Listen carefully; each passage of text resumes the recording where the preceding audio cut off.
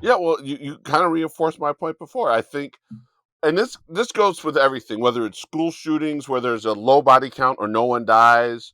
It's the I think that we are such a sensationalized country that shouldn't the act, regardless of the actual impact, shouldn't that be the thing that just gets us, if a person pulls a gun and a trigger in school and shoots at 10 people and only one person gets hit and no one dies, it's to me it should be treated no differently than if 10 people died, because it's the violation itself. It's the violation, that the crime itself, regardless of the whether or not the victim survives or doesn't survive, or whether or not there's a number of folks. What you had was an attempted murder. I mean, we use assassination, that's another word, but it was attempted murder.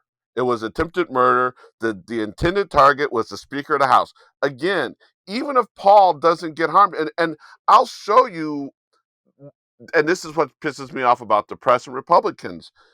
The dude who was going to Paul Kavanaugh's house, or whatever his name, Brett Kavanaugh's house, to kill him, if you read his story and everything else, the guy had no chance of having any level of success in that effort, right?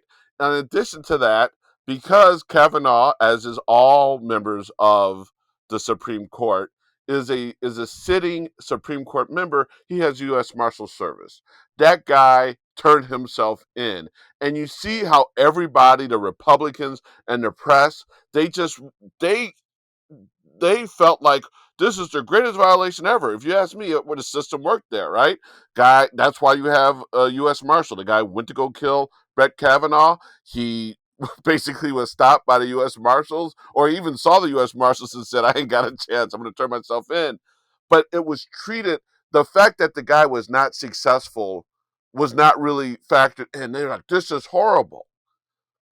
I don't necessarily feel that same energy, at least from the same people who were making it a big deal in the Kavanaugh situation. Would you agree or not agree in that? And maybe we're biased because when it happens to our side, it looks different than when it happens to the other side. But if we're being truly objective, do we think that they've been treated with the same severity? What are your thoughts? So I'll answer your question and I'll talk about the biasness that you mentioned as well.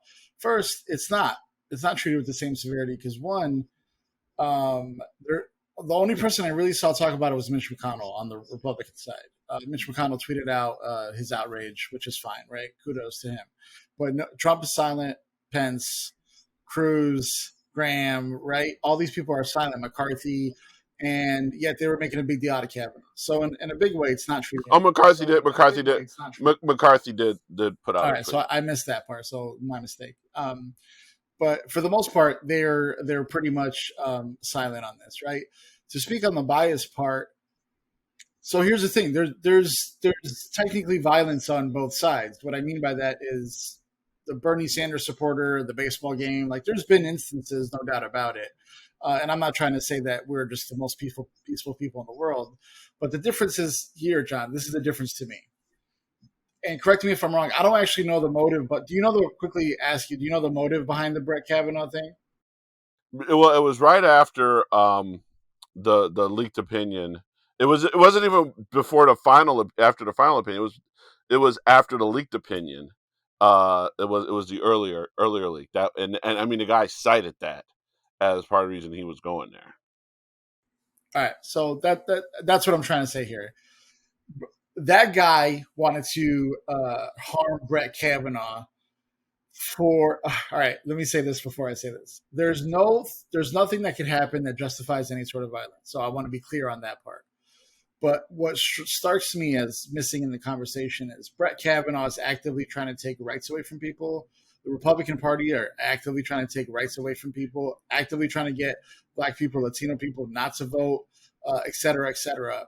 And some of the political violence that they're facing is because of actions they're doing. It doesn't justify it, it doesn't excuse it, but it's based on their own actions. The difference here is Trump and the Republican Party have a propaganda machine that's been against Pelosi for the last 6 years, and the rhetoric has been built up. It's not actually anything that Pelosi is doing as much as it's a concerted effort of the Republican Party to push people towards Pelosi, to Schumer, to AOC, right? And we saw that in January 6th. They were looking for Pelosi and they were looking for AOC. So that to me is an organized group effort to get people to hate on these specific people. So the difference to me is Brett Kavanaugh faced something that was specific to him. It had nothing to do with Democrats or Biden, right? And in this case, this person is clearly radicalized by Trump and the Republican Party, and in some way he feels justified in his violence by them. And the fact that they're silent makes them complicit to me. So that's what I mean. That's where my bias is. And I can see both sides, but there's clearly a difference to me.